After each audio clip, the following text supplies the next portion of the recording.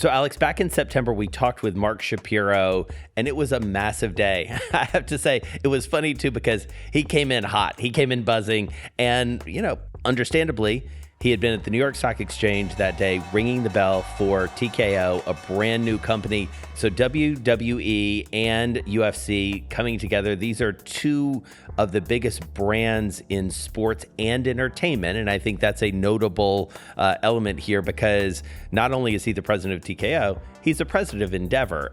This, in a lifetime of deals, this could have been one of his biggest. It may be the biggest. And as far as impact, I mean, think about this. It's like putting the NBA and NFL together. Yeah. And something that a lot of people didn't think could be done. They did the art of the impossible. They did. Right. So one of the best things, Alex, about catching Mark on this day was this was the first time he could really talk about all the nuances and all the inside politics of this deal. And the characters are unbelievable. Ari Emanuel, of course, the CEO and founder of Endeavor, Mark's partner. He talks about how he first met Ari. That's a great story. But he also talks about how these, and you alluded to this, seemingly never coming together people came together. Vince McMahon, Dana White, combining their companies into this entertainment sports behemoth. Yeah, Jason, when you think about the personalities that you just mentioned, it just tells you a little bit of Mark Shapiro's superpowers, which is getting a lot of healthy egos into a room that have strong views, and somehow he got them all to play with the same jersey. And also Mark Shapiro himself, I mean, this is a guy who, has his fingerprints all over what we know as modern sports media when it comes to ESPN. He headed programming there. Media is upside down. It's never been more disrupted, probably since the invention of the television. He's got some key decisions to make. He's clearly one of the chief architects here. I call him a 5-tool player in business. And what that means is he can do it all and then some. And if you think about if any of these commissioners spots ever come up, I guarantee you Mark Shapiro will be in everyone's top 3 list.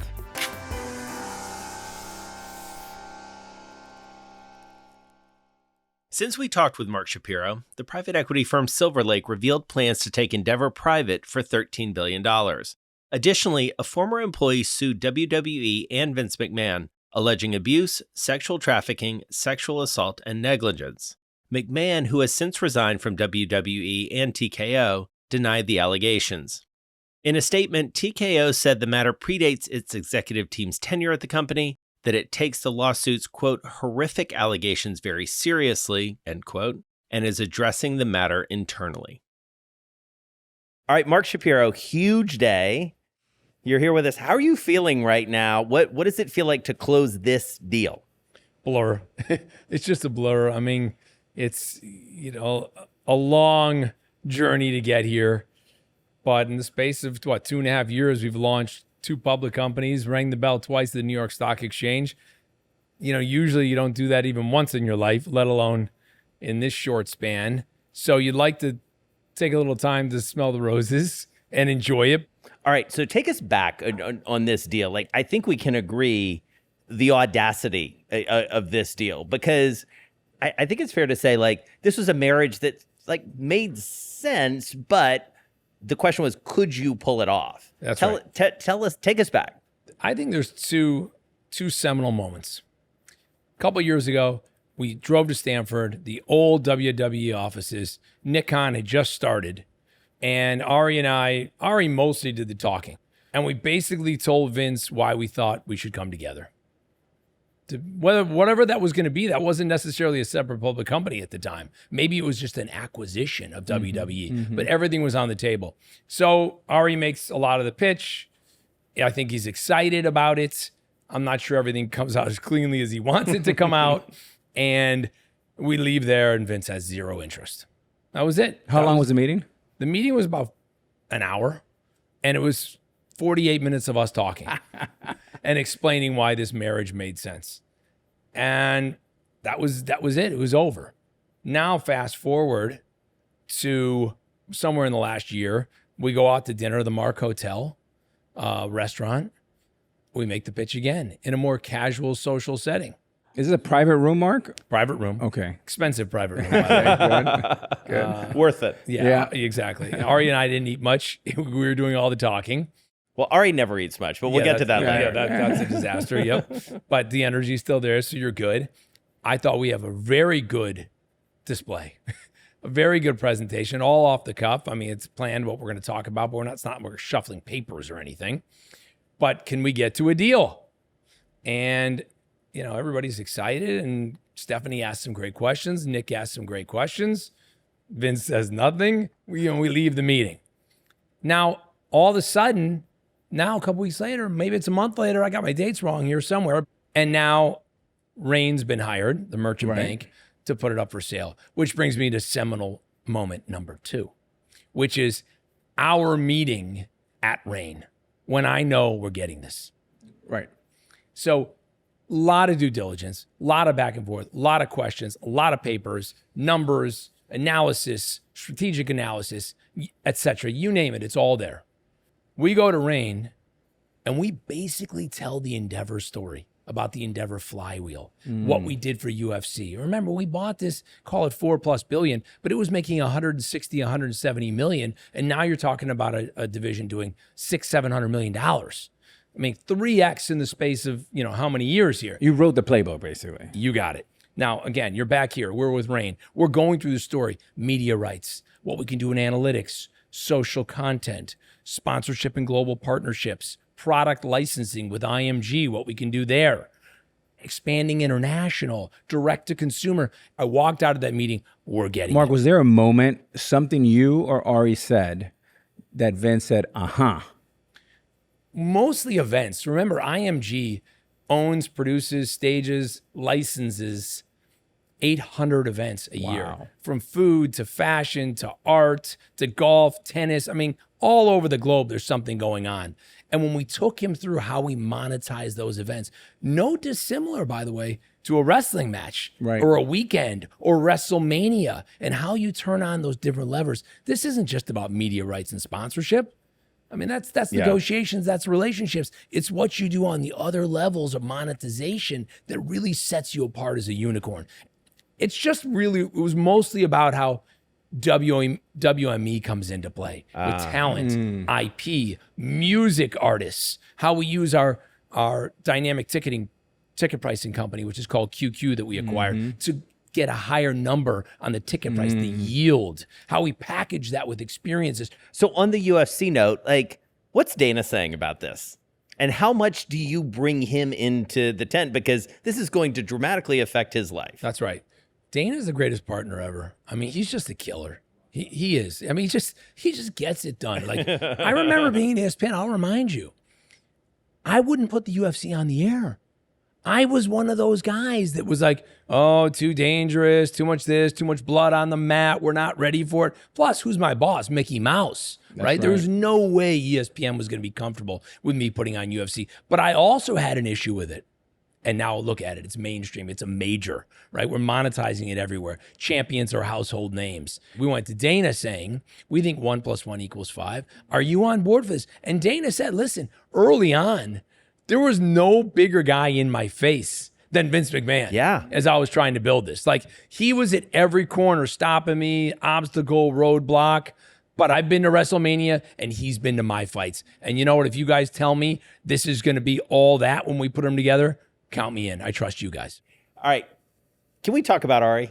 Absolutely. All right. Oh, one of my favorite subjects. Okay. Look, we're both from Chicago. He's a little older than me, but we really didn't know each other. He went to one of my rival high schools, New Trier, and I was in Glenview, Glenbrook South. And we were on a plane going from New York to LA before Ari flew private. You're in first class, it's 2-1-2 in first class. And I'm in the 1 and he's in the aisle of the 2. So he's next to me, but there's an aisle in between us. And I used to use those cross-country trips to work on what's called the President's Reports. Michael Eisner and Bob Iger would have every area of the company every month give them a President's Report. Which is basically your top 10 priorities, your top 10 bullets, which is hard for all of ESPN and ABC Sports.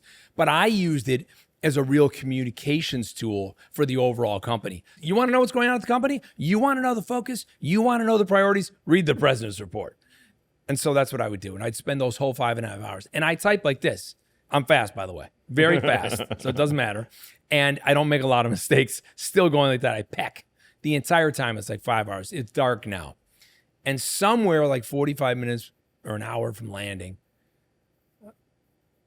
Ari asks, the guy sitting next to me, he gets up and I see him. Now remember, it's very dark, but he's on the other side of the aisle. He goes around and he whispers in the guy's ear. But I hear and he says like, can you get up, move over there?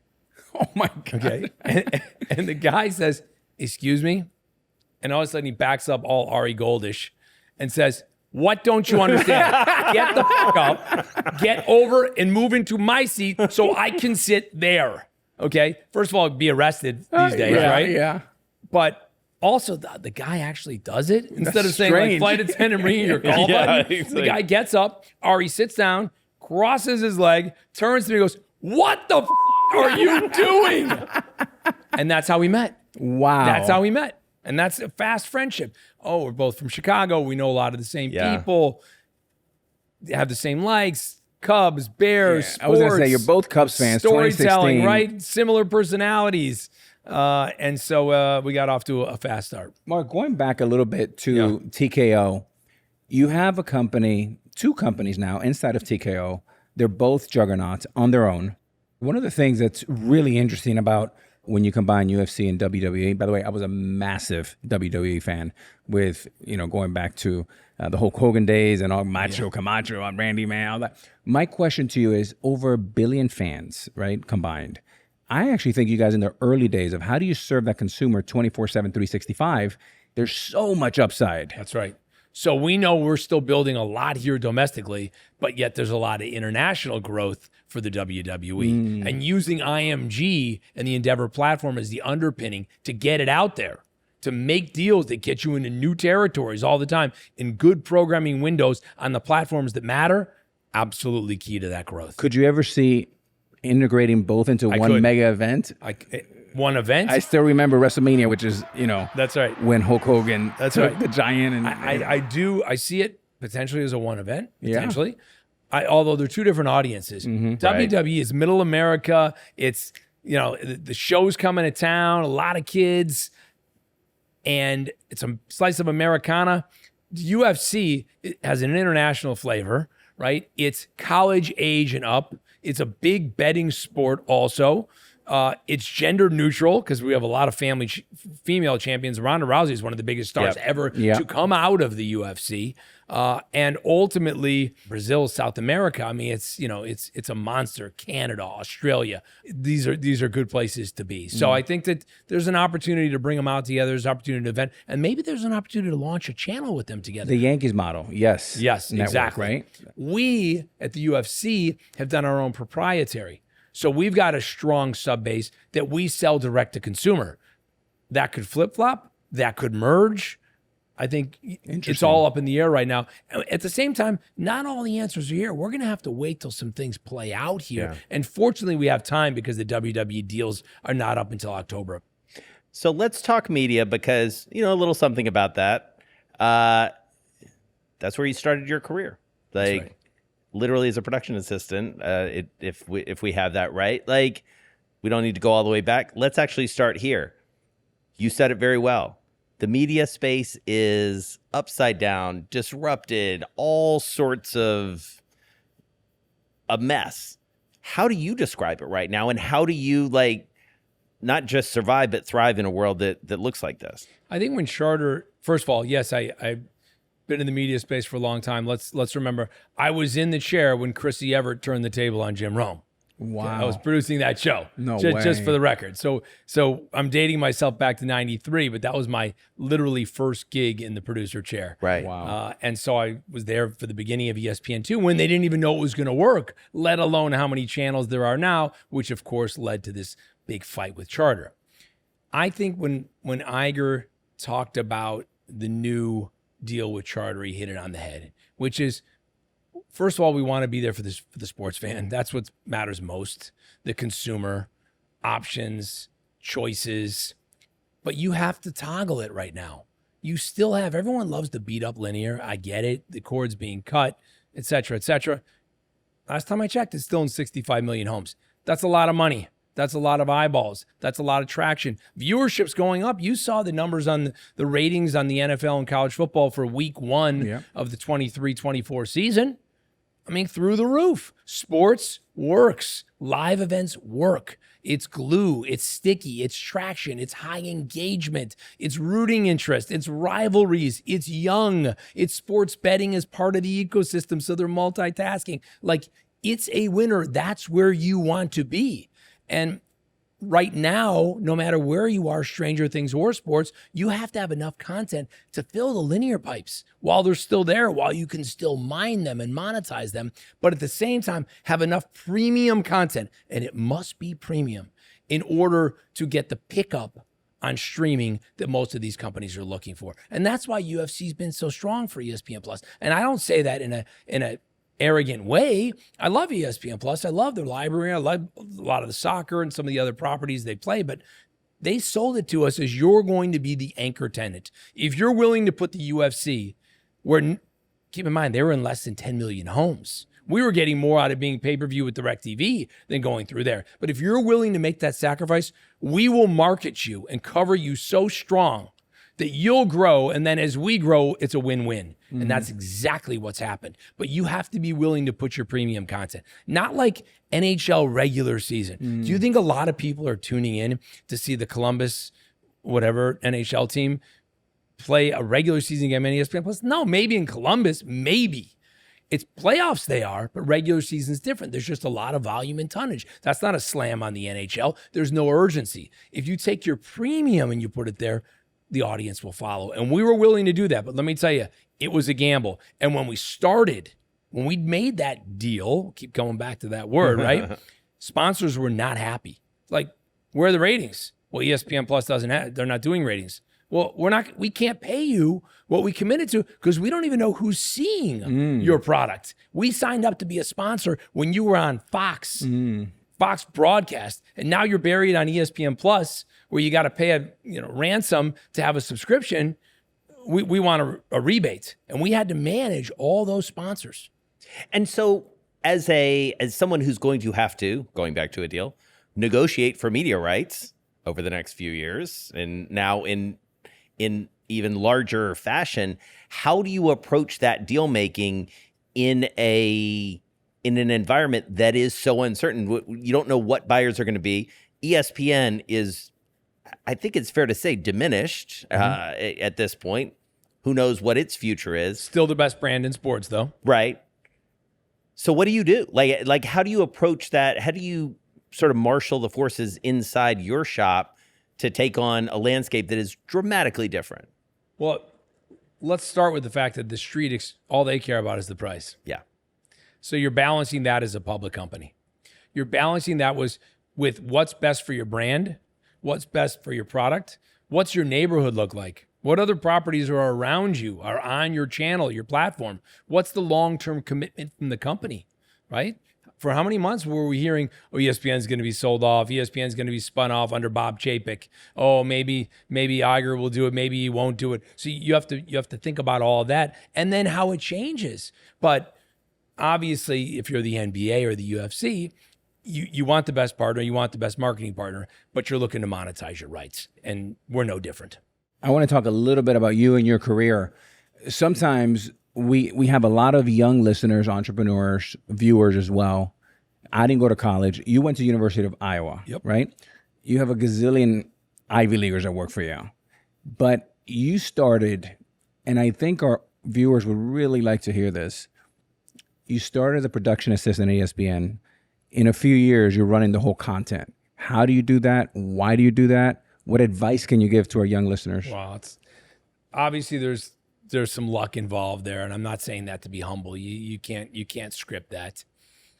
Fortunately, I had mentors, executives that saw something in me, that had an eye on me, that said, this is a guy we want to bring along.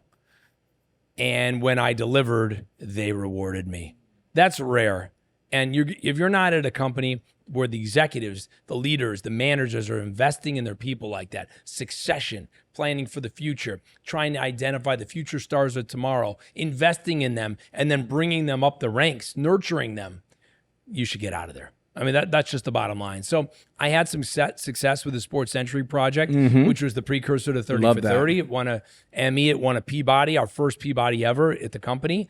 It's so interesting. So there's an executive meeting that takes place behind the scenes. Sports Century is coming to an end. $25 million profit winner for ESPN. Wow. End of the century, big 100 hours chronicling the best of the best in sports, stories, journalism, highlights, games. I oversaw the whole thing at 26 years old. And they made money, and it's a critical winner. Now what do we do with this guy? We have a young star. I can say this now, right? Yeah. And they have a meeting, and one guy who's very high up, says he's going to be one of the best game producers ever. Let's put him on games. His personality, I've seen him in a truck live. That's where he should be. And another executive says, what are you talking about? Like, here's what he just did. He sold this whole project. He brought in General Motors. He was the storyteller. He drove the narrative. It was profitable and it was critically acclaimed. We got to grow the Classic Sports Network, which is now called ESPN Classic. Let's put him in charge of the network. President of ESPN says, there is no president of networks. I'm the president of all of it. We don't have an individual president. I don't even know what that means. So the head of advertising, the head of affiliate sales are reporting to him. And they're like, and the guy who suggested it says, no, they're not. They stay reporting to affiliate and ads. And we just tell them to figure it out. We'll work across the aisle, make it work.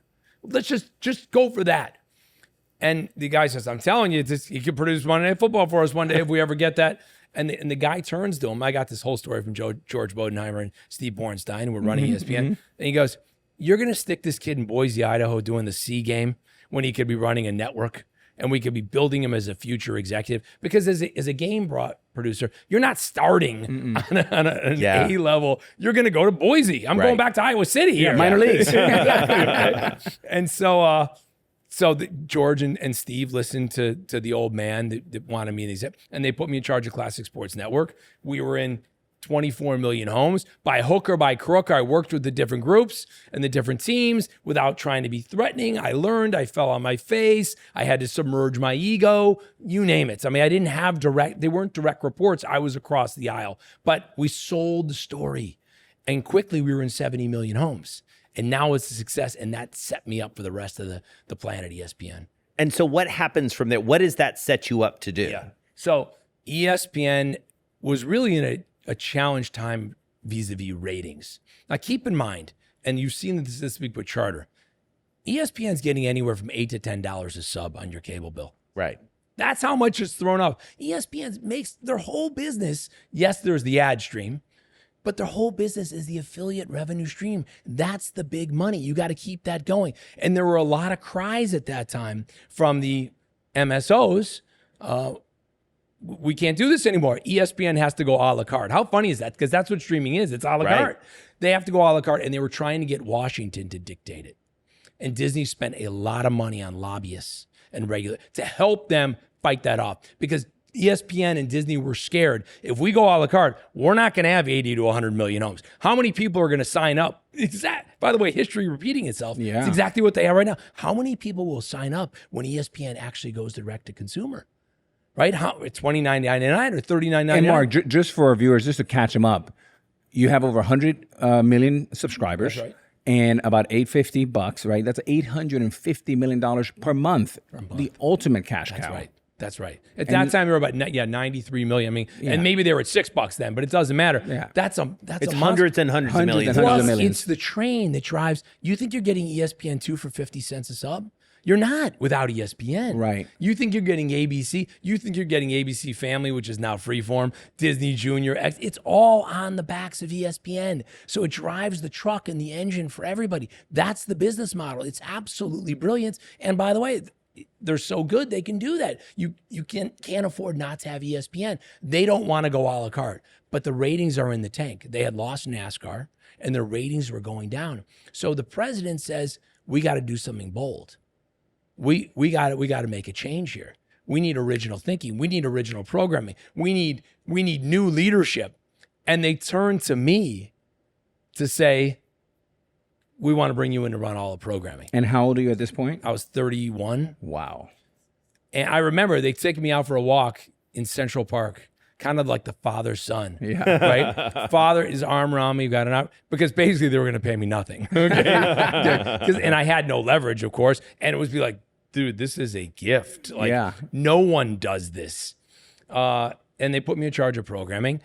The first things I wanted to do was launch a show called Pardon the Interruption. Wow. Which ended up being huge for us. And I wanted the NBA in Wimbledon. Wimbledon, because it's just summer programming. We needed it to lift up. It's prestige, too. It's Tiffany product. And the NBA, because it's the NBA. And when we got those, our fortunes changed. We went on an 8-quarter run of increased ratings quarter over quarter, year over year. No one could argue with the strategy. It was, how much can you bring it in for? We'll see. I was just with Adam Silver yesterday. Ari and I were having lunch with him. And Ari and I went to dinner last night to celebrate TKO at Rayo's. Oh, wow. And I said to Adam, guess where we're going for dinner? I said, Rayo's. That's where I took him and David Stern to sell them on the NBA coming to ESPN.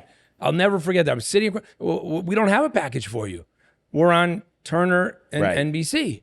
Split the Turner package. Split the Turner package.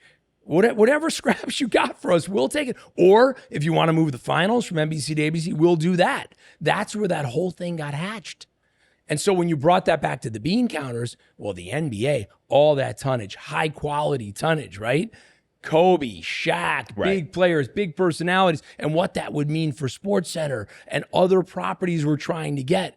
And that was the beginning of a new run, and it silenced the cable operators. It wasn't anymore, hey, this is BS, ESPN's charging too much. We're a must-have. Yeah. So, Mark, there's some critical decisions that get made at ESPN around that time during your tenure. Let's talk football. Sunday night football, Monday night football. We feel like we know it now. Right. It is not what it always was. Yeah. Take us back. It's funny, obviously Monday Night Football was even bigger than it is today, right? The Howard Cosell days, come on. And for years and years and years, it was under there, and then it was handed off to Al Michaels, and, those jackets, remember? Yeah, the yellow jackets in the old days with Gifford and Cosell and Dandy Don Meredith, and then Al came on, and he had different partners, and that led up to Madden. It was a sad day when ABC, that's an institution, ABC Monday Night Football. The song, the music, institution, halftime highlights with Cosell. It was a sad day for the company when they lost Monday night, even though it went to ESPN. But this is the art of deal making, right? Sometimes it is just luck. You can be as strategic as all you want. You can data, analytics, informed relationships, and sometimes timing, optics, it just doesn't fall for you. Here's the situation. Steve Bornstein, he comes to us and says, we want to negotiate a renewal right now for Sunday and Monday night. I talked to Iger and George Bodenheimer, and we don't need to. Our window's not up. We're not doing that now. I go back to Steve. Mark, you should do this now. If you don't do this now, you will be the last one in, and you won't have the control. You won't be able to dictate where this goes. You come in first, you got first mover advantage. You want to hold us to our window, we'll end up negotiating with the other guys first, and you take your chances. So we kind of have it. Like, we don't open it up, but let's at least talk about what it would be. And we really want to have continuous Sunday night and continuous Monday night. And at one point, Bornstein throws out a number, which is like, I don't know, 1.4 for the two, 1.4 billion. To keep them, which is a big increase for ABC and ESPN. And Iger says, I can't do that. Now, Iger's in line to get Eisner's job. Disney is hurting right now. Remember, there's a whole vote to get Eisner on. Shareholders are revolting.